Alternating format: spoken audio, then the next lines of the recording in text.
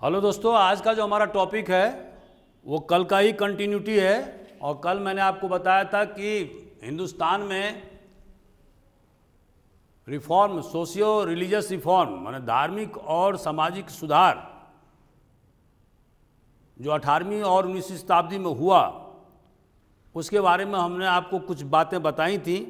तो दोस्तों, इस रिफॉर्म मूवमेंट के रीजन क्या थे, इसके कारण क्या थे, व्हाट आर द कॉजेज, कारण क्या थे। पहला, प्रिविलेंस ऑफ ब्रिटिश रूल। दोस्तों, मैंने ऐसा क्यों बोला ब्रिटिश रूल? क्योंकि ये जो ब्रिटिश रूल था वो आप क्या देखते हैं कि धीरे धीरे पूरे हिंदुस्तान पर इसने कब्जा कर लिया था। इसकी शुरुआत, जैसे मैंने कल आपको बताया था, 1757 ईस्वी बैटल ऑफ पलासी से शुरू हुआ और धीरे धीरे 1764 में बैटल ऑफ बक्सर में इसने पूरी तरह से बंगाल, बिहार, उड़ीसा, ये जो सूबा था उसको अपने कब्जे में कर लिया। और 1800 ईस्वी आते आते इसने माने लगभग 50 साल के दरमियान इसने मैसूर, हैदराबाद और देश के अन्य भागों पर सब्सिडरी अलायंस के माध्यम से, माने सहायक संधि के माध्यम से इसने क्या किया, पूरे देश पर अपना शिकंजा कस दिया। और दोस्तों, इसका परिणाम क्या हुआ? इसका परिणाम यह हुआ कि बहुत सारे जो ब्रिटिश अधिकारी थे उन्होंने हमारे देश के आम जनता पर अत्याचार, जुल्म, सितम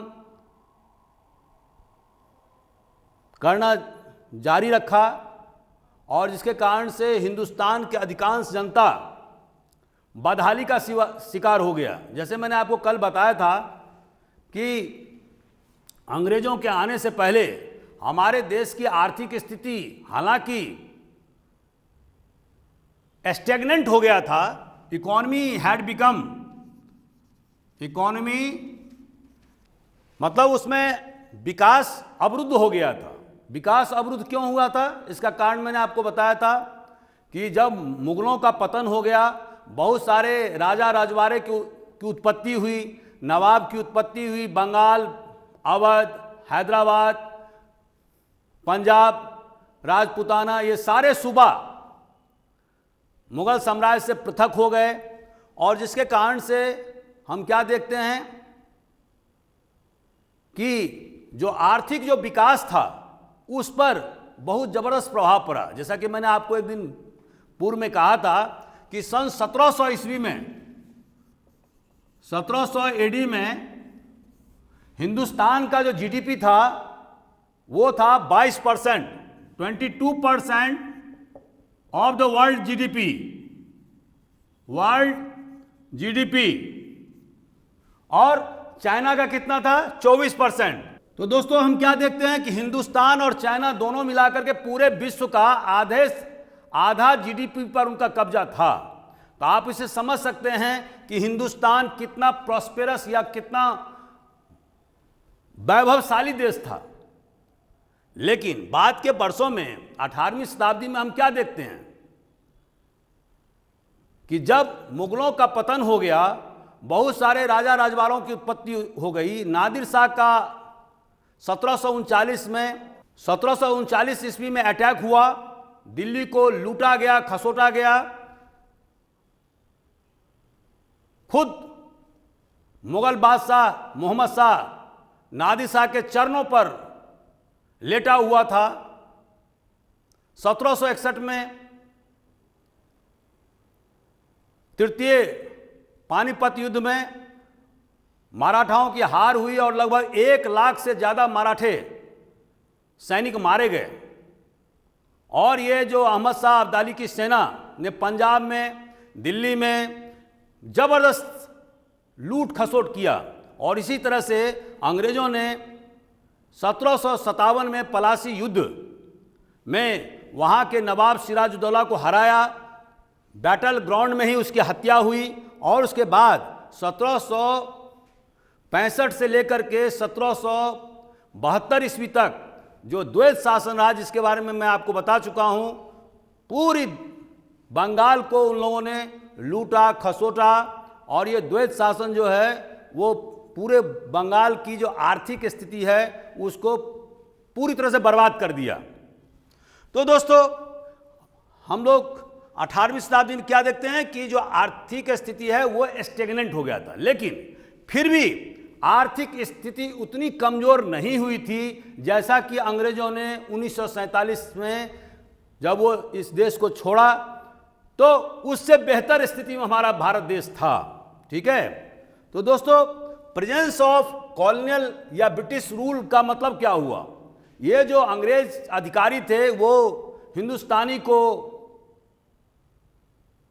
हिंदुस्तानी पर अत्याचार करते थे, मारपीट करते थे, उनके धर्म के मामलों में, उनके सामाजिक मामलों में वो व्यंग कसते थे। ऊंचे ऊंचे ऊंचे पदों पर अंग्रेज अधिकारी बैठे हुए थे, निम्न पदों पर हिंदुस्तानी लोगों को रखा गया था, और उनमें एक रेशियल सुपीरियरिटी की भावना थी। रेशियल सुपीरियरिटी कि हम लोग जो हैं, सुपीरियोरिटी जो है वो सुपीरियर क्लास के लोग हैं, और इसलिए उन्होंने व्हाइट मैन बर्डन्स का थ्योरी दिया कि जिसके तहत में उन्होंने कहा कि हम लोगों का काम है कि हम जो है हिंदुस्तानियों को उनको सिविलाइज करें, उनको सभ्य बनाएं, क्योंकि हिंदुस्तानी जो है वो बारबेरियन हैं, असभ्य हैं। तो इस तरह की भावना के साथ में अंग्रेज हिंदुस्तान में शासन करने के लिए आए।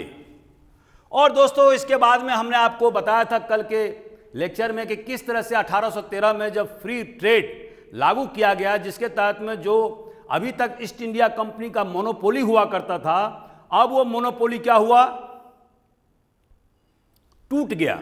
अब ब्रिटेन के दूसरे व्यापारी भी हिंदुस्तान आ सकते थे और हिंदुस्तान के साथ व्यापार कर सकते थे, और इसी तरह से क्रिश्चियन मिशनरी का भी पदार्पण हिंदुस्तान में हुआ, और उसका एक ही मकसद था कि लोभ दे करके, प्रलोभन दे करके, पैसे दे करके गरीब गुरबा जो हिंदू हैं या मुसलमान हैं उनको ईसाई धर्म में परिवर्तित करो। तो ये सारे जो फैक्टर जो काम कर रहे थे, जिसके कारण से एक एंटी ब्रिटिश फीलिंग पैदा हुआ, और ये एंटी ब्रिटिश फीलिंग जो है वो सोशियो और रिलीजियस मतलब सामाजिक और धार्मिक आंदोलन शुरू करने के लिए हमारे जो सुधारक थे, धर्म प्रवर्तक थे, उनको प्रेरित किया। पहला कारण तो यह है। और दूसरा कारण दोस्तों क्या है?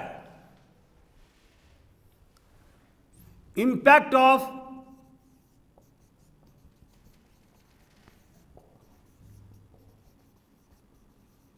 Western culture, impact of Western culture and increased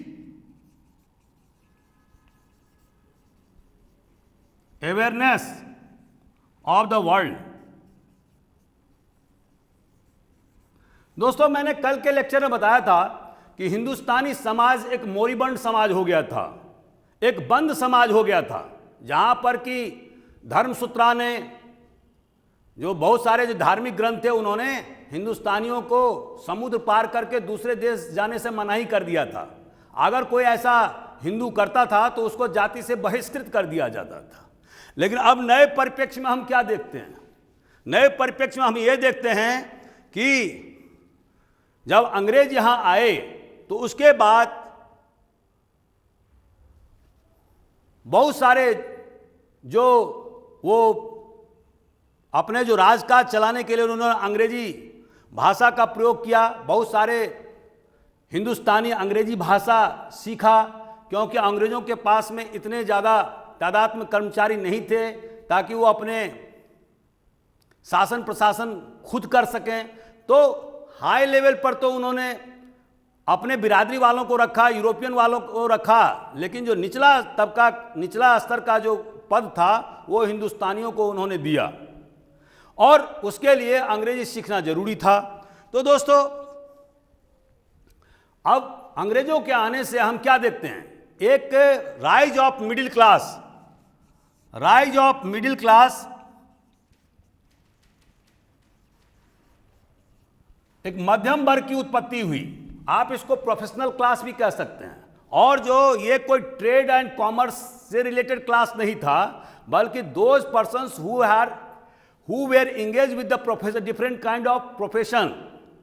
तो प्रोफेशनल क्लास की उत्पत्ति हुई, और ये क्लास जो था मिडिल क्लास, मध्यम वर्ग जिसको कहते हैं, वो पश्चिमी सभ्यता या पश्चिमी जो संस्कृति थी उस पर जबरदस्त प्रभाव पड़ा था। और पश्चिमी संस्कृति क्या थी कि उन्होंने देखा था कि फ्रांस की क्रांति में लिबर्टी, इक्वालिटी, फ्रेटर्निटी का नारा बुलंद किया गया था। उसके बाद उन्होंने देखा कि स्पेनिश और पुर्तगाली का जो कॉलोनीज था लैटिन अमेरिका में, जिसको कि साउथ अमेरिका आजकल बोलते हैं, जिसमें कि अर्जेंटीना, ब्राजील वगैरह देश आते हैं, जो स्पेन और पुर्तगाल के कॉलोनीज थे, वहां पर 18वीं शताब्दी के शुरुआत में जबरदस्त आंदोलन हुए, और 1820 आते आते ये सारे देश जो है स्पेनिश और पुर्तगाली गवर्नमेंट से आजाद हो गए। इसी तरह से हमने देखा कि किस तरह से इटली का एकीकरण हुआ, जर्मनी का एकीकरण हुआ, आयरलैंड किस तरह से ब्रिटिश साम्राज्य से अलग हुआ। तो ये सारे आंदोलन हुए पश्चिमी देशों में। और फिर अमेरिकन वॉर ऑफ इंडिपेंडेंस 1776 ईस्वी में हुआ, और जिसके कारण से अंग्रेजी शासन को उन्होंने शिकस्त दिया, और फिर एक प्रजातांत्रिक देश की उत्पत्ति हुई जिसको कि आजकल यूएसए कहा जाता है।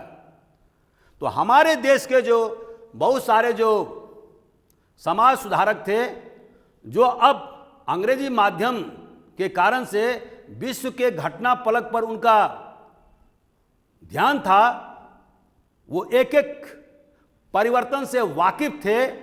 तो ये सारी जो तब्दीली हुई, ये जो परिवर्तन हुए विश्व के रंगमंच पर या विभिन्न पश्चिमी देशों में, और जहां पर कि राष्ट्रवाद का और स्वतंत्रता,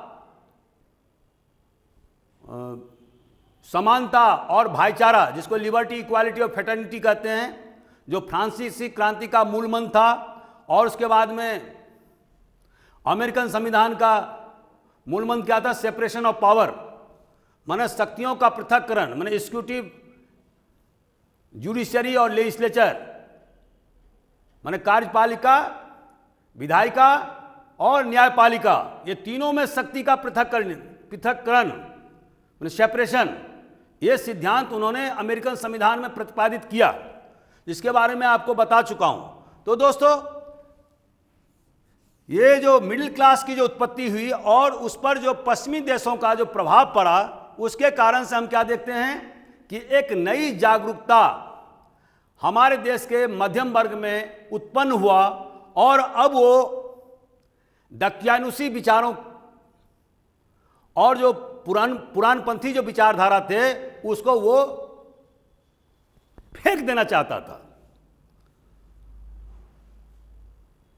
और आप जानते हैं कि उस समय में हमारा देश जो है, जो हमारा देश का जो समाज था, चाहे हिंदू समाज हो, चाहे वो मुसलमान समाज हो, या सिख समाज हो, या और अन्य कोई समाज हो, वहां पर हम क्या देखते हैं कि विभिन्न प्रकार के कुरीति, विभिन्न प्रकार के जो सामाजिक जो बुराइयां हैं, वो समाज को बर्बाद कर रही थी।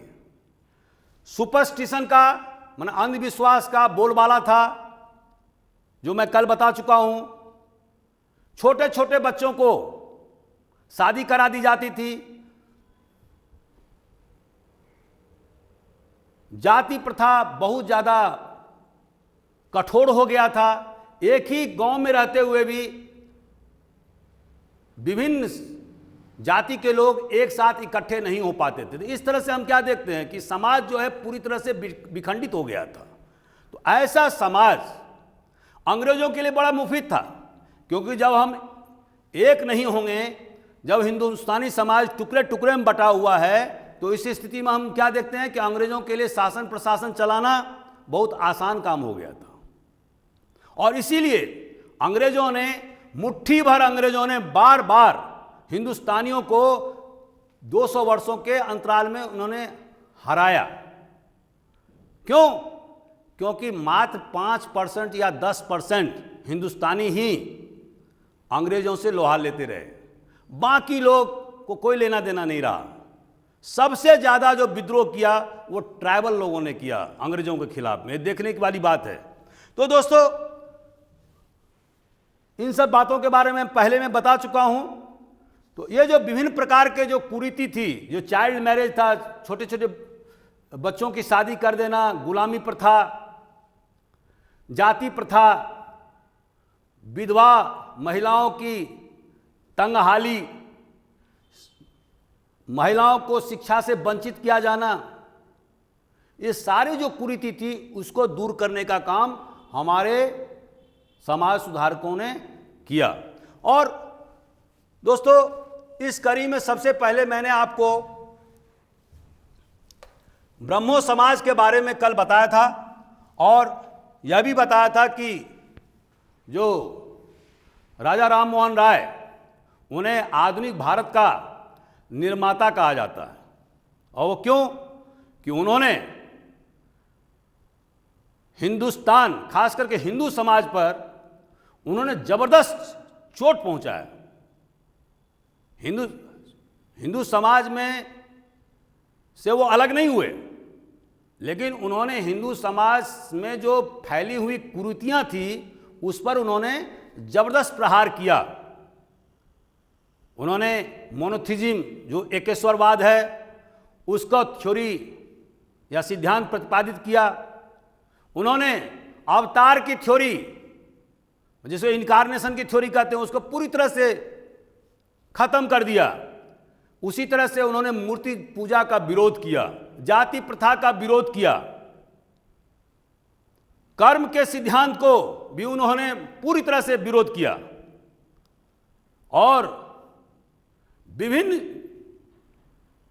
जो देवी देवता के पूजा करने के बदले में सिर्फ उन्होंने कहा कि सिर्फ एक जो गॉड है, मोनोथिज्म, माने वन गॉड, उसे हमें पूजा करना चाहिए, क्योंकि वो जो है वो निराकार है, वो सर्वशक्तिमान है, वो ऑल पावरफुल है, वो अदृश्य है। तो हम इस तरह से उन्होंने हिंदू समाज में क्रांति लाने का प्रयास किया। इसके अलावा शिक्षा के क्षेत्र में उनका बहुत विशेष योगदान है। इसके अतिरिक्त उन्होंने अंग्रेज हुकूमत पर यह दबाव डाला कि जो हमारे देश के जो हैंडीक्राफ्ट के सामान हैं, जो विदेश जो भेजे जा रहे हैं, लेकिन इंग्लैंड में तो बहुत जबरदस्त वहां पर कस्टम लगाई जाती है, लेकिन इंग्लैंड का सामान जब हिंदुस्तान आता है तो उस पर कोई कस्टम ड्यूटी नहीं लगाई जाती। तो इससे क्या हो रहा है कि हिंदुस्तानी सामान और यहां के जो व्यापारी हूं उसको जबरदस्त नुकसान झेलना पड़ रहा है। उसका उन्होंने विरोध किया। जमींदार या तालुकेदार जो बहुत ज्यादा किसानों से रेंट वसूल करते थे, उसका भी उन्होंने विरोध किया। तो इस तरह से उनका जो योगदान है वो बहुत ही ज्यादा सराहनीय योगदान है। दोस्तों, इसके बाद में यंग बंगाल मूवमेंट, राम मोहन राय के द्वारा जो प्रतिपादित जो ब्रह्मो समाज का जो थ्योरी था, उसी को आगे बढ़ाने का काम यंग बंगाल मूवमेंट के द्वारा 1820 से लेकर 1830 ईस्वी के बीच में किया गया था। और इसके जो सबसे बड़े जो झंडा बरदार थे उनका नाम था हेनरी विवियन डेरोजियो। और दोस्तों ये हिंदू कॉलेज में प्रोफेसर थे और फ्रांस की क्रांति से पूरी तरह से ओतप्रोत थे, उसके विचारों से ओतप्रोत थे, रेडिकल व्यूज से ओतप्रोत थे और वह चाहते थे कि समाज में जो भी बुराइयां हैं खास करके हिंदू समाज में उसको दुरुस्त करने का काम उनको दूर किया जाए। जो महिलाओं पर अत्याचार हो रहे हैं, जो जातिवाद जो बहुत जबरदस्त रूप से समाज में घुस गया है, उन सारे जो कुरीति जो हैं उनको दूर करने का उनका जबरदस्त प्रयास था। और इस तरह से यंग बंगाल मूवमेंट ने ब्रह्मो समाज के द्वारा प्रतिपादित सिद्धांत को आगे बढ़ाने का काम किया, लेकिन इनका जो इम्पैक्ट था, जो इनका जो प्रभाव था वो बहुत ही सीमित था। और सीमित कैसे था कि इनके जो आंदोलन थे यंग बंगाल मूवमेंट के, वो हायर मिडिल क्लास या अपर क्लास से नीचे नहीं आ पाया। ये किसानों तक नहीं पहुंच पाए, मासेस तक नहीं पहुंच पाए। और जिसके कारण से जो इनके जो टेक्निक था आंदोलन करने का वो भी प्रैक्टिकल नहीं था, बुकिश नॉलेज पर आधारित था। लेकिन इन कमियों के बावजूद भी ये जरूर कहा जा सकता है कि यंग बंगाल मूवमेंट ने बंगाल में एक क्रांतिकारी कदम उठाया और इसका बाद के वर्षों में बहुत ज़्यादा प्रभाव पड़ा। दोस्तों इसके बाद में एक महत्वपूर्ण नाम आता है और उसका नाम है ईश्वर चंद्र विद्यासागर। दोस्तों ये संस्कृत के उद्भट विद्वान थे। 1850 ईस्वी में कलकत्ता में संस्कृत कॉलेज के प्रिंसिपल हुए थे और बेथुन स्कूल जो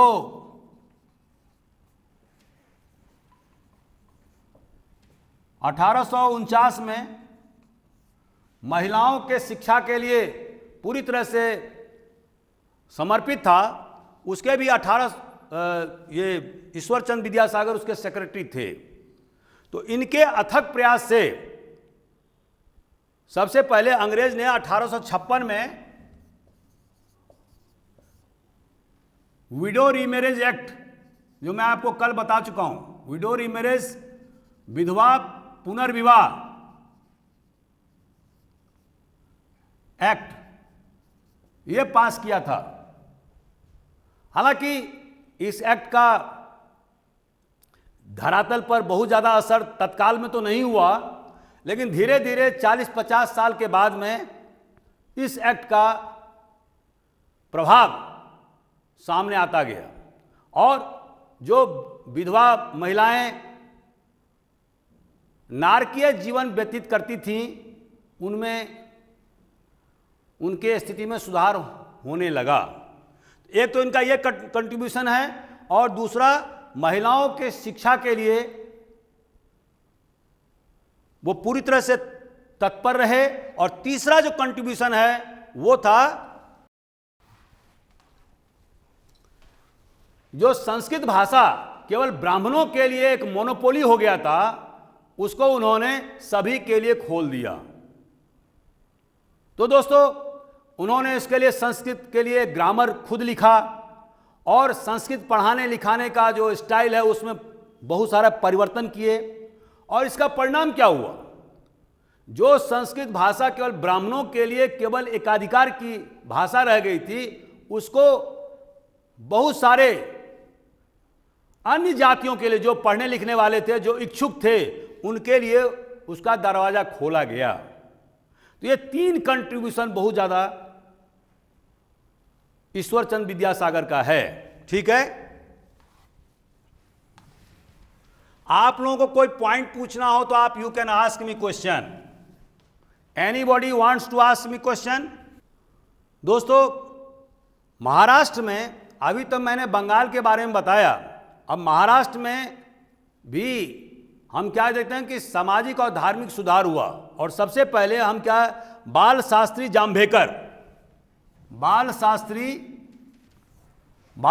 जाम्भेकर के नेतृत्व में उन्होंने सबसे पहले दर्पण नामक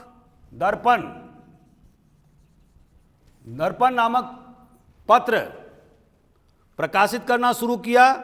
और उसके बाद में उन्होंने दिग्दर्शन, एक दूसरा पत्र था दिग्दर्शन, ये पीटी के लिए आपको क्वेश्चन पूछ सकता है। दिग्दर्शन,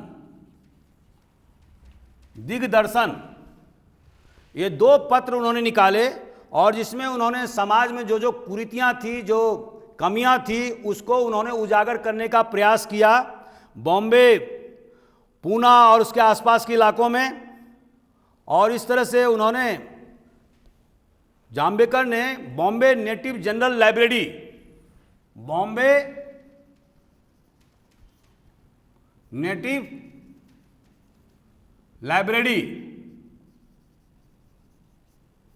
ये भी खोला।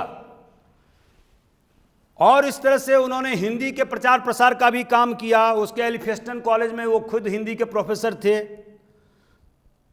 तो इस तरह से उन्होंने इतिहास और सामाजिक विज्ञान के साथ साथ जो है, उन्होंने साइंटिफिक सब्जेक्ट, माने वैज्ञानिक जो विषय वस्तु है, उस पर भी पठन पाठन पर विशेष रूप से ध्यान केंद्रित किया। दोस्तों, एक बात मैं कहना आपको भूल गया था, और वो क्या था, धर्म सभा।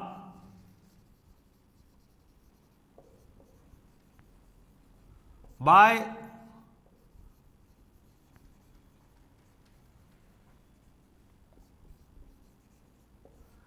राधाकांत देव। ये धर्म सभा जो है 1930 में, 1830 में एडी, इसकी स्थापना किया राधाकांत देव ने। ये क्यों किया गया? ये इन्होंने स्थापना किया ब्रह्मो समाज के काट में, उसके विरोध में।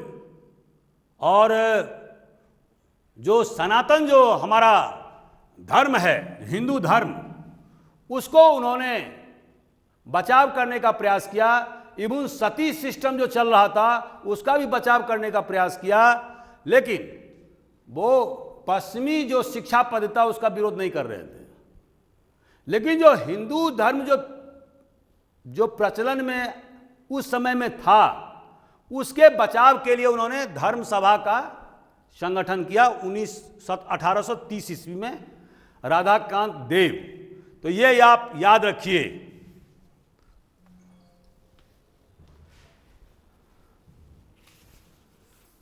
एक और संगठन का नाम है, उसको भी याद करने की जरूरत है, भारत धर्म महामंडल। भारत, इसकी स्थापना दोस्तों 1902 में हुई। और ये कट्टरवादियों का संगठन था। जो हिंदू धर्म के जो कट्टरवादी लोग थे, उसका ऑल इंडिया संगठन था, जिसका कि जो हेडक्वार्टर था वो था वाराणसी। ठीक है। और इसके सबसे बड़े जो प्रवर्तक थे वो मदन मोहन मालवीय।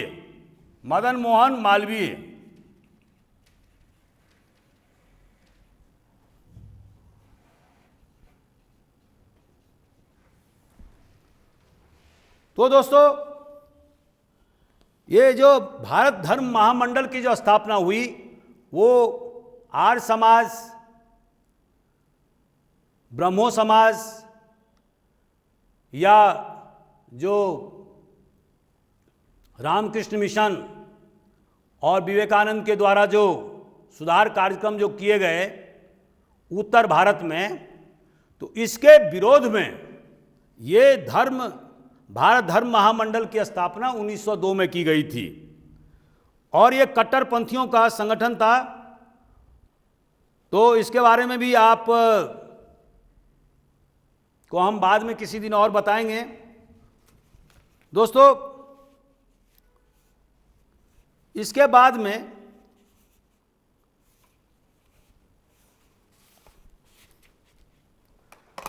एक और इंपॉर्टेंट समाज सुधारक हुए जिसका नाम था ज्योतिबा फूले, और इनके संगठन का नाम था सत्यशोधक समाज। यह महाराष्ट्र में बहुत ज़्यादा एक्टिव संगठन था और जिसने जो बैकवर्ड क्लासेस के लोग थे उनको वेस्टर्नाइज करने का काम, उनको मॉडर्नाइज करने का काम इस संगठन के द्वारा जोर शोर से किया गया। और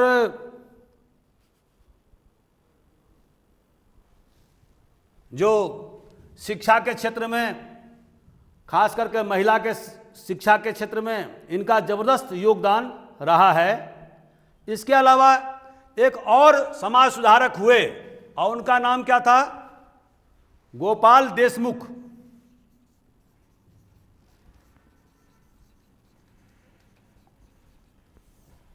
जिनका कि उपनाम था लोक हितवादी।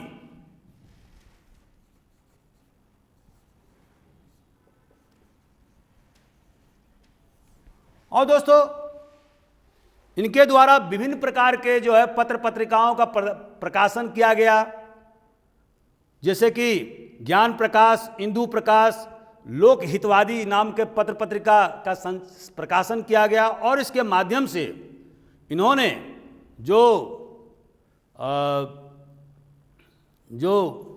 हिंदू समाज में जो कट्टरता थी उस पर व्यापक रूप से इन्होंने चोट पहुंचाया। और इसके अलावा उन्होंने सामाजिक और धार्मिक क्षेत्र में समानता का समर्थन किया। ये खुद अंग्रेज सरकार में एक जज के पद पर थे, लेकिन लोक हितवादी के नाम से ये हमेशा लिखते रहे थे। तो इनका भी जो है बहुत बड़ा कंट्रीब्यूशन है महाराष्ट्र के सामाजिक जो व्यवस्था थी उसको जागरूक करने में। इसके बाद एक और इम्पॉर्टेंट जो समाज सुधारक हुए हैं वो हैं गोपाल गणेश आगरकर। दोस्तों, ये तिलक के साथी थे गोपाल गणेश आगरकर, और इनके द्वारा जो तिलक का जो केसरी पत्र था उसका संपादन जो है गोपाल गणेश आगरकर के द्वारा ही किया जाता रहा था। ठीक है। तो इसके अलावा उन्होंने Ferguson college, new English college school और डेकान एजुकेशन सोसाइटी की स्थापना में भी बहुत जबरदस्त उनकी भूमिका रही है। और इसके अलावा servant of India society, servant of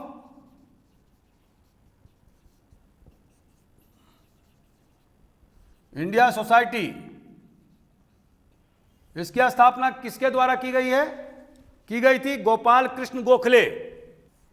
दोस्तों, गोपाल कृष्ण गोखले के बारे में तो आप जानते ही हैं कि शुरुआती दौर में मॉडरेट के सबसे बड़े नेता थे और गांधी जी के पॉलिटिकल गुरु भी थे। ठीक है। तो 1915 में इनकी मृत्यु हो गई। तो ये जो सर्वेंट ऑफ इंडिया सोसाइटी का जो मुख्य मकसद था वो था कि अधिक से अधिक लोगों को कॉन्स्टिट्यूशनल या संवैधानिक जो रास्ता है, संवैधानिक माध्यम से जो आंदोलन करने का रास्ता है उसमें प्रशिक्षित करना। और इसके अलावा अगर प्राकृतिक आपदा आती है तो उसमें उनके वॉलंटियर के द्वारा अधिक से अधिक लोगों को मदद करना। यह बेसिक काम था सर्वेंट ऑफ इंडिया सोसाइटी का। गोपाल कृष्ण गोखले के मृत्यु के बाद में श्रीनिवास शास्त्री इसके अध्यक्ष बने। अभी भी हिंदुस्तान में सर्वेंट ऑफ इंडिया सोसाइटी के विभिन्न शाखा काम कर रहे हैं। दोस्तों, इसके बाद में social service league, social service league, इसकी स्थापना किसके द्वारा की गई थी? नारायण मल्हार जोशी, एनएम जोशी, नारायण मल्हार जोशी। ये वही जोशी हैं जिन्होंने all India trade union Congress की स्थापना 1920 में किया था। 1920 में, ये याद रखने की चीज है। All India trade union Congress,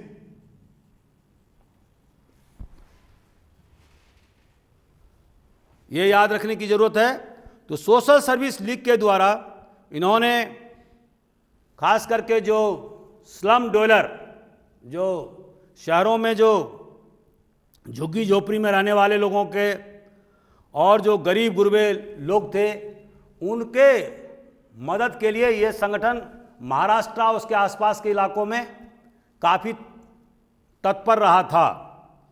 तो दोस्तों, ये जो इम्पोर्टेंट जो संस्थाएं थीं वो कहाँ काम कर रही थी? महाराष्ट्र में। अब इसके बाद में हम आपको बताएंगे रामकृष्ण मिशन। अब जैसा कि आप जानते हैं कि रामकृष्ण मिशन और स्वामी विवेकानंद, इन दोनों का जो है वो हमारे सामाजिक और धार्मिक पुनरुत्थान में बहुत बड़ी भूमिका है। ठीक है। तो जो रामकृष्ण मिशन, दोस्तों, इसका उद्देश्य क्या था? रामकृष्ण परमहंस ने यह कहा था कि साल्वेशन मतलब मोक्ष प्राप्त करने के जो तरीके हैं वो त्याग से हो सकता है, रिनाउंसिएशन के माध्यम से हो सकता है, ध्यान से हो सकता है, भक्ति के माध्यम से हो सकता है। ये तीनों माध्यम से हम मोक्ष की प्राप्ति कर सकते हैं। तो ये कोई नई बात तो थी नहीं। और इसके अलावा उन्होंने ये कहा कि जो विभिन्न जो धर्म हैं वो सब एक ही बात सिखाते हैं, लव एंड अफेक्शन, प्यार और मोहब्बत। और विभिन्न धर्मों के रास्ते भले ही अलग अलग हो सकते हैं, लेकिन उद्देश्य एक ही है, और वो क्या है? साल्वेशन, मतलब मोक्ष की प्राप्ति करना। मतलब service to humanity is service to God. Service, सबसे बड़ा जो रामकृष्ण परमहंस का जो थ्योरी है वो है सर्विस टू गॉड। मतलब अगर आप मानवता की सेवा करते हैं तो आप ईश्वर की सेवा करते हैं और आप ईश्वर तक पहुंच सकते हैं। ठीक है। इसके ये जो उनका जो सिद्धांत है, इसी सिद्धांत के तहत में हम क्या देखते हैं कि रामकृष्ण परमहंस के जो मिशन हैं, जो मठ है, इनके द्वारा बहुत जबरदस्त तरीके से आपदा काल में लोगों की मदद की गई है। ठीक है। विभिन्न जगह उन्होंने स्कूल कॉलेज खोले और इस तरह से जो रामकृष्ण मिशन का जो कंट्रीब्यूशन है, जो योगदान है, वो बहुत ज़बरदस्त योगदान है, खास करके शिक्षा के क्षेत्र में और आपदा प्रबंधन में। और जहाँ भी देश में आपदा आया, तकलीफ़ें हुई, चाहे वो प्राकृतिक हो या बनावटी हो, वहाँ पर रामकृष्ण मिशन के लोगों ने बढ़ चढ़ करके हिस्सा लिया है। और अभी भी हिंदुस्तान में सैकड़ों जगह उनकी शाखाएं खुली हुई हैं। ठीक है। सबसे बड़ा जो रामकृष्ण मिशन को जो ऊंचाई जो प्रदान किया वो किसने किया? स्वामी विवेकानंद ने। उनका ऑरा इतना बड़ा था कि उन्होंने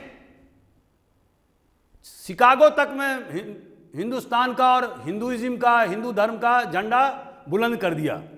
और उनका कहना था, जो उन्होंने 1893 में जो शिकागो में पार्लियामेंट ऑफ रिलीजन, ये क्वेश्चन आपसे पूछ सकता है, शिकागो में जो हुआ उसमें जो उन्होंने जो अपना जो भाषण प्रेषित किया था, तो भाषण का लबोलुआब क्या था? जो पश्चिम के जो मेटेरियलिज्म है, पश्चिम के जो मेटेरियलिज्म हैं और पूरब के जो स्पिरिचुअलिज्म हैं, स्पिरिचुअलिज्म मतलब आध्यात्मवाद, दोनों के मिलन से इस मानवता का कल्याण जबरदस्त तरीके से हो सकेगा। मतलब पश्चिम के जो भोगवाद, मेटेरियलिज्म क्या बोल सकते हैं, भोगवाद बोलेंगे, क्या बोलेंगे अभिषेक? हाँ, तो पश्चिम के जो साइंस में, टेक्नोलॉजी में जो प्रगति हुई है, जो मेटेरियलिज्म में, जो आर्थिक जगत में, जो क्षेत्र में जो उनकी जो तरक्की हुई है, और पूरब में खास करके हिंदुस्तान के जो अध्यात्मवाद है, दोनों के मिलन से मानवता का अधिक से अधिक कल्याण किया जा सकेगा। दूसरी बात उन्होंने कहा कि knowledge without fruitful action is zero. उन्होंने कहा कि जो ब्राह्मणों पर उन्होंने जबरदस्त रूप से प्रहार किया, और खास करके जब ब्राह्मणों के जो मानसिकता था कि सबसे अलग थलग रहो, सेग्रीगेटेड रहो, लोगों से मिलो जुलो मत, अपने ज्ञान विज्ञान को लोगों तक मत बांटो, जो उस समय में जो चल रहा था, इस पर उन्होंने करारा प्रहार किया। और उन्होंने कहा कि अगर कोई ज्ञानी है, अगर विद्वान है, और वो उस ज्ञान को दूसरे लोगों में उसको डिसेमिनेट नहीं कर पाता है, प्रसार प्रचार नहीं करता है, तो उसका ज्ञान अधूरा है, वो ज्ञान किसी काम का नहीं। तीसरा, उन्होंने हिंदू धर्म पर भी बहुत जबरदस्त कुठाराघात पहुंचाया। उन्होंने कहा कि हिंदू धर्म एक ऐसा धर्म है जहां पर कि महिलाओं को देवी के स्थान पर पहुंचा दिया गया है। मनुष्य का स्थान जो है, खास करके महिलाओं को जस्त नार्य, जहां महिलाओं की पूजा होती है वहां देवता विचरण करते हैं। लेकिन प्रैक्टिकल में हम क्या देखते हैं कि महिलाओं को जगह जगह प्रताड़ित किया जाता है। शूद्रों को, जो लोअर कास्ट के लोग हैं, उनको जगह जगह प्रताड़ित किया जाता है। एक तरफ तो वसुदेव कुटुंबकम की बात करते हैं, हिंदू धर्म क्या करता है, वसुदेव कुटुंबकम की बात करता है। सर्वे भवन्तु सुखिना सर्वे सन्तु निरामया, माने हर एक व्यक्ति स्वस्थ रहे, सर्वे भद्राणि पश्यन्ति, हर व्यक्ति का कल्याण हो, अब मां कश्चित दुख भाग भोगे, माने किसी को भी कोई तकलीफ नहीं हो। और वसुदेव कुटुंबकम की बात करता है कि पूरा संसार जो है वो क्या है, एक परिवार है। लेकिन प्रैक्टिकल में क्या देखते हैं, प्रैक्टिकल में हम देखते हैं कि सबसे ज्यादा हिंदू धर्म में ही महिलाओं को अपमानित किया जाता है, शूद्रों के साथ में अपमानित किया जाता है, तरह तरह के बंदिश लगाए गए हैं। तो ये जो बंदिश हैं, ये जो बेड़ियां हैं, उसको हटाना होगा। और समाज में, हिंदू समाज को एक समता मूलक समाज बनाना होगा, जिसमें कि हर व्यक्ति को सिर ऊंचा उठा करके चलने का सामर्थ्य हो, वो ऐसे समाज की रचना करना होगा। तो ये था स्वामी विवेकानंद का फिलॉसफी, और ये बहुत ही व्यापक फिलॉसफी था, और इसका जबरदस्त प्रभाव भी पड़ा, क्योंकि एक उच्च कोटि के वक्ता थे। उन्होंने तमिलनाडु से लेकर बंगाल तक और फिर अल्मोड़ा तक सारे जगह उन्होंने अपने व्याख्यान से लोगों को मंत्रमुग्ध कर दिया। अमेरिका, ब्रिटेन, फ्रांस, इन सारे जगहों पर उन्होंने हिंदू धर्म के जो मूल तत्व थे उससे वहाँ के लोगों को वाकिफ कराया। तो उनका जो योगदान है उसको भुलाया नहीं जा सकता है। दोस्तों, इसके बाद में एक इम्पॉर्टेंट जो और संगठन है उसका नाम है आर्य समाज।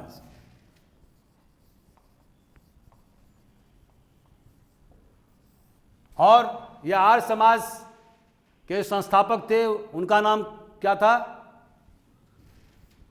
स्वामी दयानंद सरस्वती।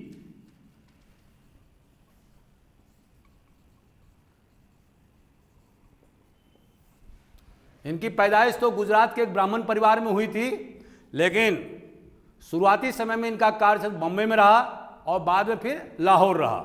1875 में आर्य समाज की स्थापना किया उन्होंने।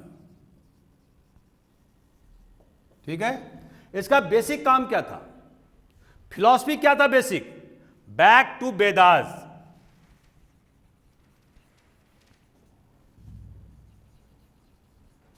जैसे मैंने कल बताया था कि उनका फिलॉसफी ये था, जो हमारे जो चार जो इंपॉर्टेंट जो वेद हैं वो क्या है? इनफैलिबल हैं, मतलब उसमें किसी प्रकार की कमी नहीं ढूंढा जा सकता है, वो शाश्वत हैं, वो सत्य हैं। तो बैक टू वेदास का मतलब यह है कि हमारा जो समाज जो कुरीतियों से भर गया है, इसमें अनेक प्रकार की विसंगतियां जो पैदा हो गई है, वो समाज को हम वैदिक पीरियड के समाज की तरह बनाना चाहते हैं। इसका मतलब यह नहीं हुआ कि वो वैदिक पीरियड में ले जाने चाहते थे हमारे समाज को, उसको संभव नहीं है कि आज के समाज को हम वैदिक पीरियड में ले जाएं, लेकिन उस समय में जो वैदिक समय में जो व्यवस्था थी, जिसके बारे में हमारा वीडियो है, आप जरूर देखिए उसको। ऋग्वैदिक पीरियड और लेटर वैदिक पीरियड में आर्थिक, सामाजिक, धार्मिक जो संरचना थी, उसके बारे में हम व्यापक तरीके से बताए हैं, उसको आप जरूर देखिए। उस समय के लिटरेचर क्या थे, उसका अलग वीडियो बनाया हुआ, उसको भी हमने बहुत विस्तार में उसका वीडियो बनाया हुआ है, आप उसको जरूर पढ़िए। तो दयानंद सरस्वती का कहना क्या था कि बैक टू वेदास, कि जो वैदिक समय में, वैदिक पीरियड में जो सोसाइटी था, जो समाज था हमारे देश में, वो हमको चाहिए। और आपको मालूम है कि वैदिक सोसाइटी क्या था? जहां पर कि महिला जो है पुरुषों से कंधे मिला के चल रही थी, सबको मालूम है। वैदिक समय में क्या था? सभा और समिति, राजनीतिक स्तर पर सभा और समिति दो इंपॉर्टेंट संगठन थे। जहां पर सभा जो था वो काउंसिल ऑफ एल्डर्स था, और समिति क्या था? आज की तारीख में आप लोकसभा के बराबर कह सकते हैं, elected, the house of the elected representatives, मतलब चुने हुए प्रतिनिधि का घर या हाउस,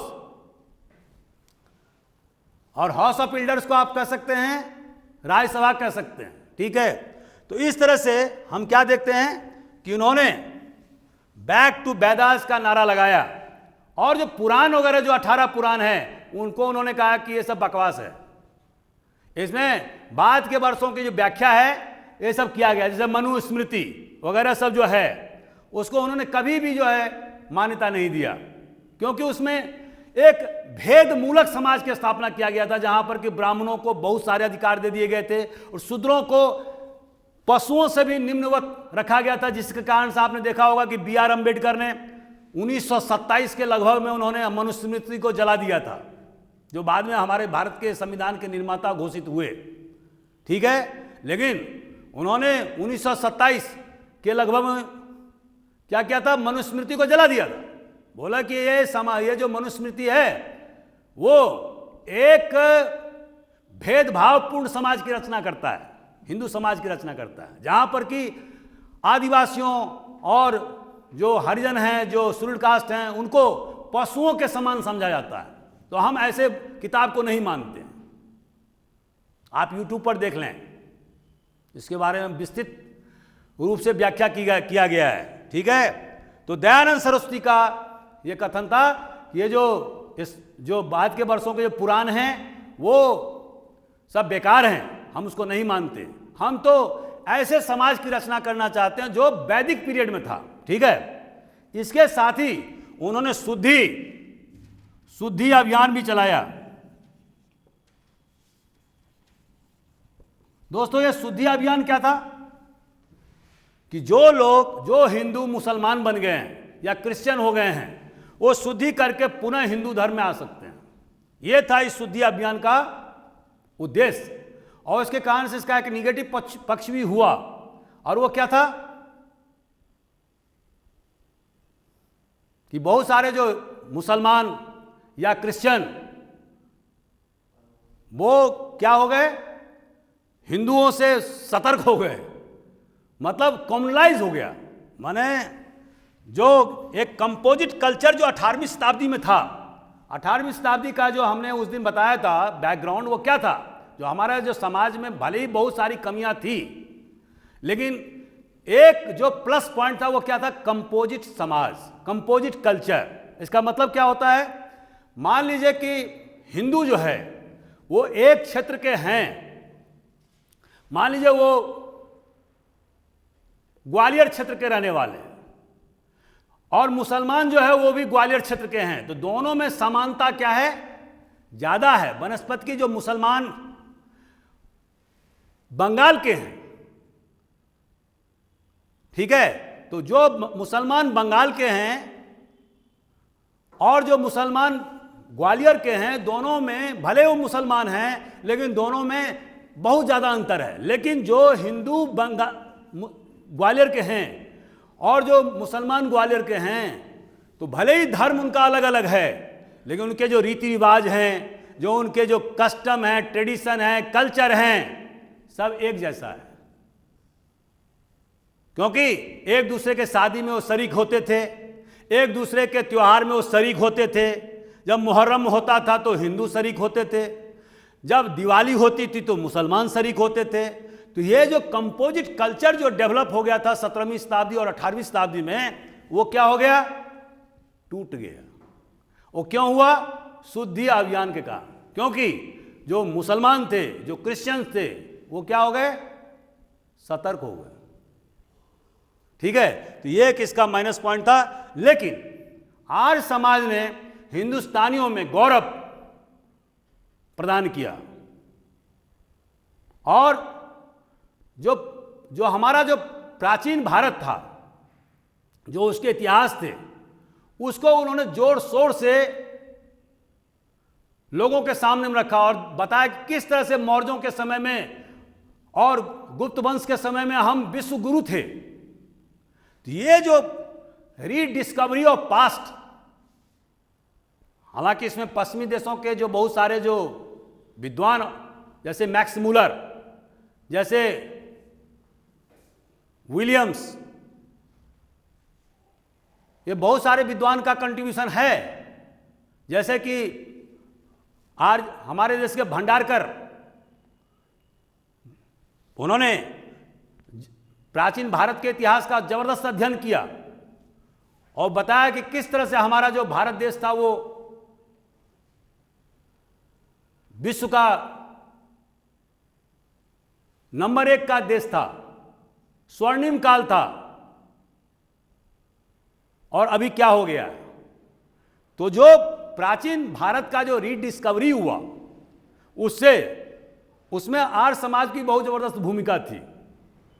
बहुत सारे विद्वानों को उन्होंने लगाया इसमें, लेकिन इसका एक माइनस पॉइंट भी हुआ। और माइनस पॉइंट क्या हुआ, जो मेडिवल पीरियड में, खासकर मध्यकालीन भारत में जो अचीवमेंट था मुसलमान, उसको छोड़ दिया गया। तो कॉम्युनल लाइन पर इतिहास लेखन की परंपरा शुरू हुई, और इसको आग में घी डालने का काम ब्रिटिश हिस्टोरियन ने किया। और इसका सबसे बड़ा जो झंडा बरदार था वो कौन था, B.A. स्मिथ।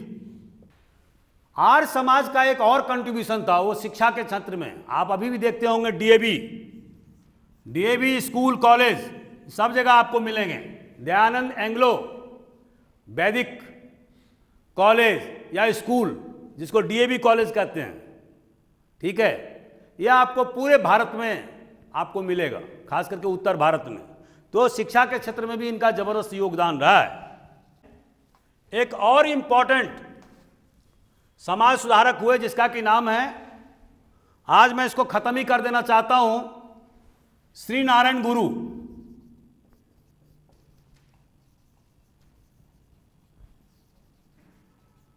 ये इजवा कम्युनिटी से आते थे और इनके संस्था का नाम था श्री नारायण गुरु श्री नारायण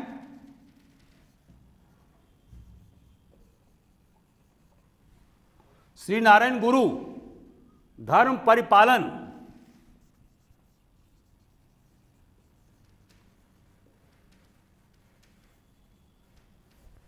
श्री नारायण गुरु धर्म परिपालन मूवमेंट, SNDP इसको शॉर्ट में कहते हैं।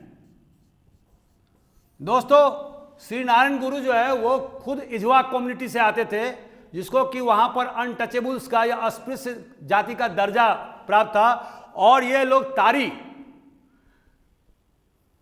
तारी उतारते थे ताड़ के पेड़ से और उसको बेचते थे मैंने, ठीक है। टॉडी, तारी को अंग्रेजी में क्या बोलते हैं? Toddy, trappers. तो तारी बेचने का काम और खरीदने का काम, उतारने का काम ये करते थे। इनको जो है वो अस्पृश्य जाति का दर्जा मिला हुआ था। श्री नारायण गुरु का केरल में जबरदस्त रूप से इन्होंने उस कम्युनिटी, जो पूरे केरल का 26% जो पॉपुलेशन है आज की तारीख में भी है, उनके सामाजिक, आर्थिक और बढ़ोतरी के लिए, सुधार के लिए उनके द्वारा SNDP के माध्यम से जबरदस्त कार्यक्रम चलाए गए। इसके बारे में आप डिटेल रूप से आप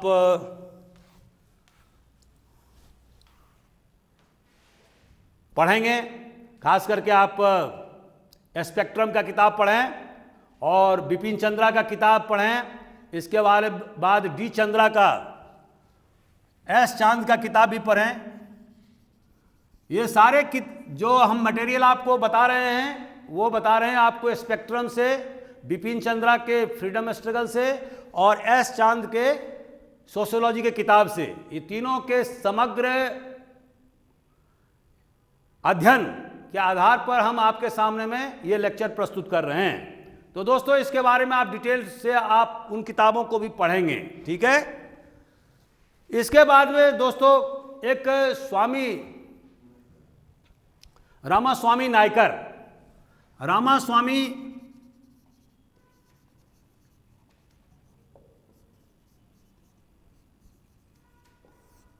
तमिलनाडु, ये 20वीं शताब्दी के पूर्वार्ध में ये कार्यक्रम उन्होंने सेल्फ रिस्पेक्ट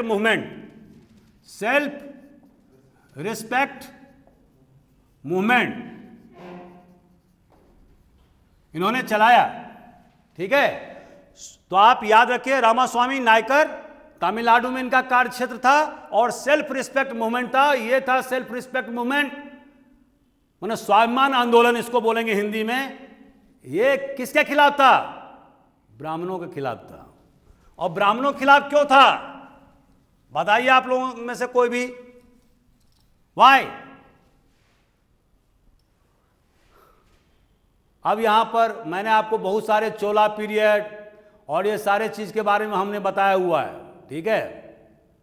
अभी भी आप तमिलनाडु में क्या देखते हैं कि मात्र 3% ब्राह्मण है, ओनली 3%, ठीक है। अब तो उनकी सत्ता समाप्त हो गई 1967 के बाद से, जब से DMK और AIDMK की सरकार आई। उसके पहले तक ब्राह्मण सत्ता में थे, जैसे राजगोपालाचारी मुख्यमंत्री थे, ठीक है। लेकिन दोस्तों, इस स्वामी रामास्वामी नायकर ने जो सेल्फ रिस्पेक्ट मूवमेंट ब्राह्मणों के खिलाफ चलाया था, वो क्यों चलाया था? जो 3% ब्राह्मण थे, अंग्रेजी हुकूमत के दौरान सारे इंपॉर्टेंट पदों पर वही बैठे थे। क्यों बैठे थे? क्योंकि ये ब्राह्मण जो थे वो ज्यादा पढ़े लिखे थे, अंग्रेजी शिक्षा को सबसे पहले उन्होंने ग्रहण किया, तो ऊंचे ऊंचे पदों पर सारे ब्राह्मण जो है ना कब्जा कर लिया था, ठीक है। नंबर 1। नंबर 2, हमने चोला पीरियड में आपको क्या बताया था कि जो टेम्पुल जो था और ब्राह्मण, इन लोगों ने मिलकर के पूरे तमिलनाडु या चोला के जो भूभाग था उस समय में, उसका 3/5 भाग लैंड जो है किसके पास था, या तो ब्राह्मण के पास था या टेम्पुल के पास में था। And that temple had become cynosure of all activities. Cynosure मतलब साइनोजर, अभिषेक, हाँ साइनोजर, ये एकाएक मेरे को याद आ गया टर्म। तो temples were the cynosures of all activities, माने सेंटर ऑफ एट्रैक्शन। साइनोजर मतलब सेंटर ऑफ एट्रैक्शन, बहुत इंपॉर्टेंट ये इंग्लिश टर्म है, आप याद रखिए इसको।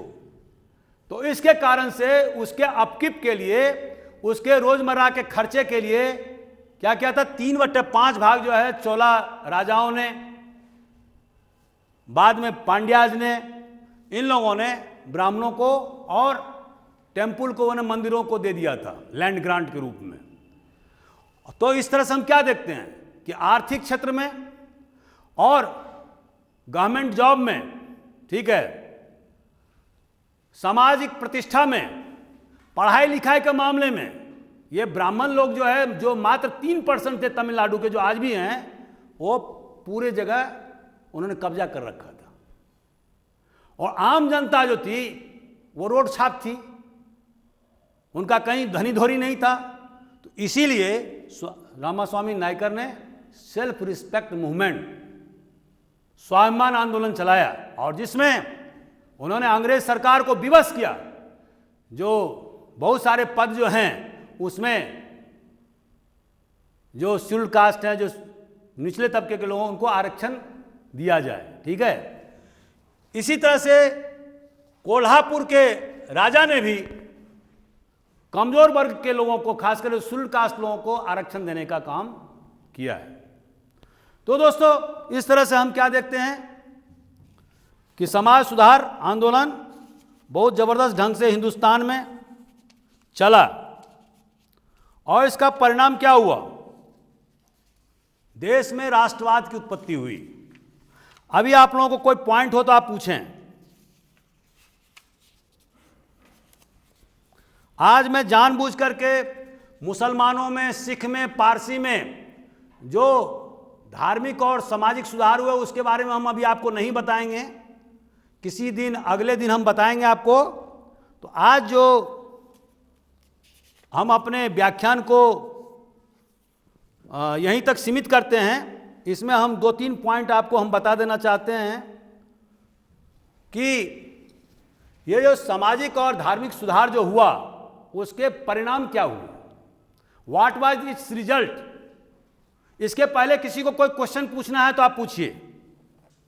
नहीं, आपका कहना एकदम सही है। देखिए, ये जो प्रोसेस जो हुआ वो करीब हमारा, जैसे जो आप देखेंगे अंग्रेज का हुकूमत यहाँ पर लगभग 200 साल, मैंने 190 साल रहा, ठीक है। तो उस पीरियड्स में आप देखेंगे कि ये जो सोशियो और रिलीजियस जो सुधार है, माने धार्मिक और सामाजिक जो सुधार हुआ, मूवमेंट हुआ, वो भी पैरेलल चला है। ऐसा नहीं हुआ कि सुधार जो है ना 50-25 साल चला उसके बाद बंद हो गया। नो, ये आज़ादी के समय तक चला और आज भी चल रहा है। आज़ादी के 70 साल के बाद में भी चल रहा है। अभी मैं आपको एक उदाहरण बताता हूं, हालांकि मैं डाइग्रेस होऊंगा, लेकिन लोग क्या क्या करते हैं। अभी जहां से मैं बिलोंग करता हूं उस क्षेत्र से हमेशा ब्राह्मण लोग जीतते थे। ये मैं आपको बता रहा हूं पिछले 30 साल पहले की बात। जिस क्षेत्र से मैं आता हूं, हालांकि वो जनसंख्या में, माने पॉपुलेशन में कम हैं, लेकिन चूंकि वो पढ़ने लिखने में और रिसोर्सेज में बहुत ज़्यादा हैं उनके पास में, तो इसीलिए ब्राह्मण चुनाव जीतते रहे 1980 तक। बाद में कुछ बैकवर्ड क्लास के लोगों ने क्या किया, उन्होंने जोर शोर से आंदोलन चलाया। उन्होंने उस आंदोलन का नाम क्या था, जनेऊ तोड़ो। जनेऊ तोड़ो, चूंकि ब्राह्मण जनेऊ पहनते हैं, राजपूत जनेऊ पहनते हैं, तो बैकवर्ड क्लास के लोगों ने एक आंदोलन चलाया, जनेऊ तोड़ो। तिलक जो ब्राह्मण तिलक लगाते हैं, तिलक को खत्म करो। तो जो ब्राह्मण तिलक लगाते थे उसके साथ में मारपीट करना चालू किया उन्होंने कि तुम तिलक क्यों लगाए हुए हो। अगर कोई ब्राह्मण जनेऊ पहनता था, स्वाभाविक है जनेऊ पहनेगा, तो उसके साथ मारपीट करना शुरू किया उन्होंने। तो सबसे पहले उन्होंने भयक्रांत किया। उसके बाद में जगह जगह उन्होंने प्रचार प्रसार किया कि ब्राह्मण जो है, जो हमारी बहू बेटियों की शादी में आते हैं, उसको अलग किया जाए। मैंने जो ब्राह्मण जो शादी कराते हैं उससे हमें कोई लेना देना नहीं है, उनको नहीं बुलाया जाए। अब हमारे ही समाज के लोग वही जो है ना पूजा पाठ कराएंगे, वही जो है शादी ब्याह भी कराएंगे, और इस तरह से उन्होंने किया। जैसे यादव कम्युनिटी के लोग की मैं बात कर रहा हूं, ठीक है। और इस तरह से धीरे धीरे उन्होंने क्या किया, ब्राह्मण को पूरी तरह से सेग्रीगेट कर दिया, अलग थलग कर दिया। और बाद के वर्षों में हम क्या देखते हैं कि अभी से मैंने 1980 से लेकर अभी तक एक भी ब्राह्मण चुनाव नहीं जीत पाया पिछले 40 साल में, और हमेशा हमारे क्षेत्र में यादव चुनाव जीतते रहे। ये क्या है? हालांकि उसका जो टोन था वो था एक बिलगाववादी टोन था, लेकिन यदि आप समग्र रूप में देखेंगे तो उन्होंने क्या किया कि ब्राह्मणों की जो मोनोपोली थी उसको ध्वस्त कर दिया। पहले उन्होंने सामाजिक स्तर पर ध्वस्त किया और बाद में उन्होंने राजनीतिक स्तर पर ध्वस्त किया। तो यह हिंदुस्तान में अभी भी चल रहा है, जगह जगह चल रहा है, केवल आपको आंख खोलने की जरूरत है। और इसी कारण से हम क्या देख रहे हैं कि जो पहले कॉन्स्टिट्यूएंट असेंबली में वकील लोगों का दबदबा था 1947 में, 1948 में, 1949 में, 50 में, आजकल क्या हो गया? किसानों का दबदबा हो गया। माने अधिकांश लोग कौन हैं? किसान हैं। कहां पर? लोकसभा में, राज्यसभा, खास करके लोकसभा में। ऐसा क्यों हुआ है? ये सुधार कार्यक्रम के तहत हुआ है।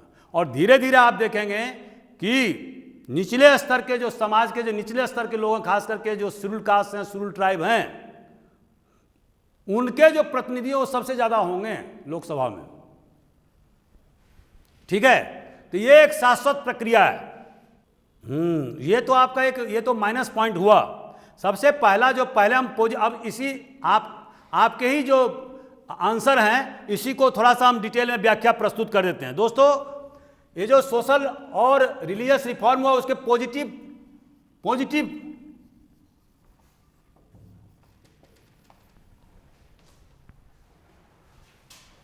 पॉजिटिव एस्पेक्ट क्या हुए, इसके जो सकारात्मक जो पहलू हैं वो क्या हुए? पहला, इवोल्यूशन ऑफ नेशनल कॉन्शसनेस। दोस्तों, एक राष्ट्रीय चेतना, कॉन्शसनेस का हिंदी होगा चेतना, राष्ट्रीय चेतना का उद्भव हुआ। हमने आपको एक दिन बताया था कि 712 ईस्वी में जब सिंध पर मुसलमान ने कब्जा कर लिया, किसने किया था बताइए? मोहम्मद हैं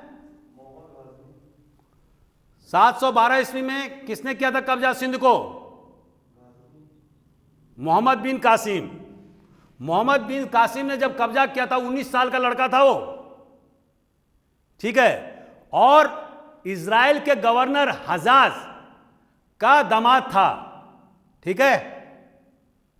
और दहिर था हिंदू शासक सिंध का, लेकिन एक भी हिंदू राजा वहां मदद के लिए नहीं गया था, जबकि राजपूताना एकदम बगल में है, ठीक है। और राजपूताना में बहुत बड़े शासक सब थे वहां पर उस समय में। काबुल तक हिंदूशाही शासक था हमारा, उस समय की बात कर रहा हूं। काबुल में हिंदूशाही शासक था, लेकिन कोई भी मदद करने के लिए नहीं आया। क्यों नहीं आया? क्योंकि सिंध को वो अपना नहीं मानते थे।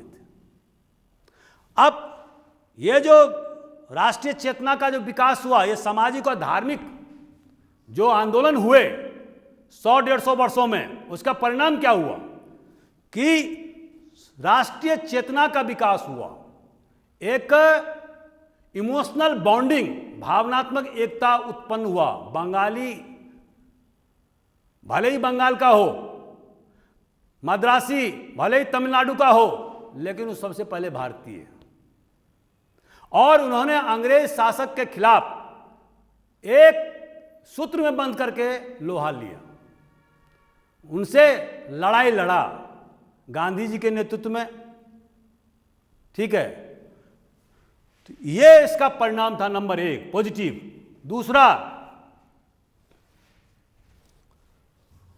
दूसरा पॉइंट क्या था?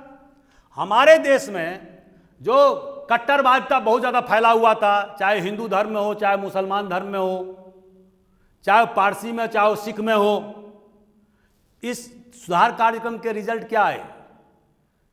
धर्म क्या हो गया? रेलीगेटेड टू द बैकग्राउंड, पीछे हो गया। उसमें कट्टरवादिता तो पीछे हो गया। सार्वजनिक जीवन में जो सेकुलरवाद है, पंथ निरपेक्षवाद, वो सामने आ गया। तो इसका मतलब growth of secularism in public life.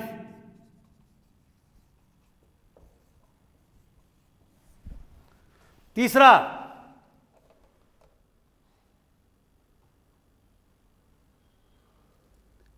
अभी तक जो मिडिल क्लास या हिंदुस्तानी जो अपने आप को अपमानित महसूस कर रहे थे अंग्रेज शासनकाल में, अब जब रीडिस्कवरी ऑफ पास्ट हुआ, जब हमने प्राचीन भारत के इतिहास को पढ़ा, जब मौर्य काल के बारे में, अशोक के स्तंभ के बारे में, उसके विचारों के बारे में, गुप्त पीरियड के समय में इंडो रोमन ट्रेड और उसके सिक्कों, गोल्ड सिक्के के बारे में जब हमें जानकारी मिली, तो हमारा सीना चौड़ा हो गया। और जो अर्थशास्त्र, जो कौटिल्य जब हमने डिस्कवर किया, तो हमें पता लगा कि हिंदुस्तान में तो बहुत जबरदस्त प्रशासनिक व्यवस्था थी 2000 वर्ष पहले। तो अंग्रेज जो कह रहे थे कि व्हाइट मैन्स बर्डन है हिंदुस्तानी, और हिंदुस्तानी असभ्य हैं, इनको शिक्षित करना, उनको सभ्य करने का काम हमारा है, जो ईश्वर ने हमें ये कार्य सौंपा है। तो अब क्या हुआ? हिंदुस्तानी जो है अंग्रेजों से आंख मिला करके बात करने लगे। अब बोले आप बकवास बात कर रहे हैं, हम आपसे ज़्यादा सभ्य हैं। और बाद में क्या हुआ? इंडस वैली का भी, सिविलाइजेशन का भी डिस्कवरी हुआ 1920 के लगभग में। तो आप देखेंगे तो उन्होंने क्या कहा कि हमारे पास तो 5000 वर्ष का इतिहास है, आपके पास क्या है? और फिर दादा भाई नौरोजी ने तो उनके पूरे जो आर्थिक जो उनका जो मोरल फाउंडेशन था, उसको ही उन्होंने तार तार कर दिया, और उन्होंने बताया कि किस तरह से आप हिंदुस्तान का पैसा लूट रहे हो पिछले 200 वर्षों से, 100 वर्षों से। ठीक है, और किस तरह से आप ले जा रहे हो, अब माला माल हो रहे हो, और यहां की हिंदुस्तान की जनता भूखे मर रही है। उन्होंने एक एक तर्क प्रस्तुत कर दिया था। ठीक है, तो ये सब क्या हुआ? ये सब पॉजिटिव एस्पेक्ट है। और इसीलिए हिंदुस्तान की आज़ादी संभव हो पाई। क्यों? क्योंकि राष्ट्रवाद की उत्पत्ति किससे हुई? सामाजिक और धार्मिक मूवमेंट के कारण, आंदोलन के कारण।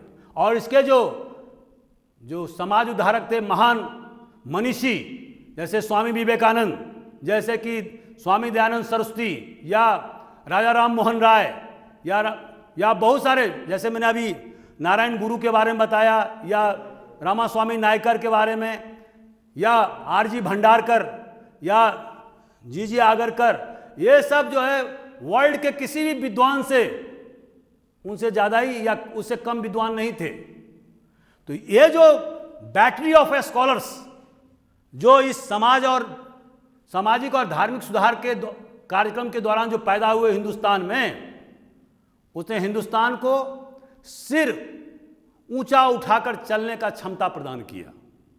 और इसी राष्ट्रवाद के कारण जो है वो हमारा देश एकजुट हुआ, और उन्होंने अंग्रेज शासन को, अंग्रेजों को यह देश छोड़ने के लिए विवश किया। दोस्तों, ये तो पॉजिटिव एस्पेक्ट हुआ। माइनस पॉइंट जो अभी आकांक्षा कह रही थी, उसके बारे में हम बताना चाहते हैं। पहला कि इसने विभिन्न कम्युनिटी के बीच में एक रेखा डाल दिया। जैसे हिंदू कम्युनिटी तो केवल प्राचीन भारत का ही जो है उसको महिमा मंडित करता था, लेकिन जो मेडिवल पीरियड में जो ताजमहल बना, या बहुत सारे जो अचीवमेंट हुए मुगलों के द्वारा या सल्तनत पीरियड में, उसको उन्होंने दरकिनार कर दिया, तो मुसलमानों ने उसको पकड़ लिया। तो इस तरह से हम क्या देखते हैं कि हिस्ट्री राइटिंग में, जिसको हिस्ट्रियोग्राफी कहते हैं, उसमें भी क्या हुआ, कॉम्युनलाइजेशन हो गया, संप्रदाय के रूप में बट गया। ठीक है, जो हमने 18वीं शताब्दी की बात कही थी कि कंपोजिट कल्चर का विकास हो गया था हिंदुस्तान में, कि अगर मुसलमान ग्वालियर का है और हिंदू का है तो दोनों के कल्चर एक जैसे ही हैं, भले उनके धर्म अलग हैं। और ग्वालियर के मुसलमान और बंगाल के मुसलमान में जमीन आसमान का अंतर है, भले उनका रिलीजन एक जैसा है। ठीक है, अब क्या हुआ, 1947 आते आते, हालांकि अंग्रेजों ने इसमें बहुत आग में घी डालने का काम किया, क्योंकि उनका वो वर्ल्ड पॉलिटिक्स का एक हिस्सा था जिसमें उनको पाकिस्तान बनाना था, जो उस समय में वो समझ रहे थे। हालांकि उसको भोग नहीं पाए, क्योंकि उनकी सत्ता जो है वो कब्जा कर लिया अमेरिका वालों ने। ठीक है, उनकी लीडरशिप को छीन लिया अमेरिकन ने सेकेंड वर्ल्ड वॉर के बाद में, लेकिन उन्होंने पाकिस्तान बनाया। लेकिन दोस्तों, इसका माइनस पॉइंट क्या हुआ कि संप्रदायवाद को बढ़ावा मिला, और खास करके जो दयानंद सरस्वती का जो आर्य समाज का जो शुद्धिकरण जो कार्यक्रम मैंने आपको अभी बताया था, उसके तहत में जो मुसलमान या पारसी या क्रिश्चियंस या सिख, ये सब जो है उनके कान खड़े हो गए, और वो अपने कम्युनिटी को, अपने रिलीजियस कम्युनिटी को एक सूत्र में बांधने का और हिंदुओं से अलग थलग करने का कोशिश करने लगे। तो एक बिलगाववाद की उत्पत्ति हुई। ठीक है, तो ये इस मूवमेंट का माइनस पॉइंट था, जो बाद में हिंदुस्तान के बंटवारा के लिए भी इसका एक महत्वपूर्ण योगदान रहा है। जैसे कि मैंने पूर्व के वीडियो में बताया था कि 1938 में वीर सावरकर ने 2 नेशन थ्योरी दिया, और उसी को लपक लिया जिन्ना ने, और 1940 में उसने 2 नेशन थ्योरी दे दिया, और पाकिस्तान डिक्लेरेशन कर दिया 23 मार्च 1940 को, और अलग पाकिस्तान देश की मांग किया, जिसमें कि Punjab, north east frontier, Sindh और कश्मीर का सूबा एक देश बनेगा। तो ये कुछ माइनस पॉइंट्स इस आंदोलन के भी रहे हैं। हालांकि हर आंदोलन का कुछ पॉजिटिव साइड होता है, कुछ निगेटिव साइड होता है। इसका मतलब ये नहीं है कि ये आंदोलन बुरा था। आंदोलन के दौरान में कुछ कमियां हो भी जाती हैं। ठीक है, तो इसको हम ओझल कर सकते हैं। ठीक है, समग्र रूप से हम कह सकते हैं कि इस सोशियो रिलीजियस मूवमेंट के द्वारा देश में एक नए चेतना, एक नेशनल कॉन्शसनेस का डेवलपमेंट, इवोल्यूशन हुआ, और वो बाद में आज़ादी का एक कारण बना, और एक आज़ाद देश के रूप में परिवर्तित हुआ। नहीं तो ये हिंदुस्तान क्या था, टुकड़े टुकड़े में विभाजित देश था। ठीक है, बाल्कनाइज कंट्री था, जहां पर कि हैदराबाद के लोग सिंध के लोगों से कोई मतलब नहीं रखते थे। ठीक है, लेकिन 200 वर्षों के अंग्रेजों के शासनकाल में एंटी ब्रिटिश फीलिंग होने के कारण से और सामाजिक और धार्मिक सुधार होने के कारण से देश एकजुट हुआ, और भारतीयता की भावना सबसे पहले भावना एक इमोशनल बॉन्डिंग के रूप में इवॉल्व हुआ। Thank you very much.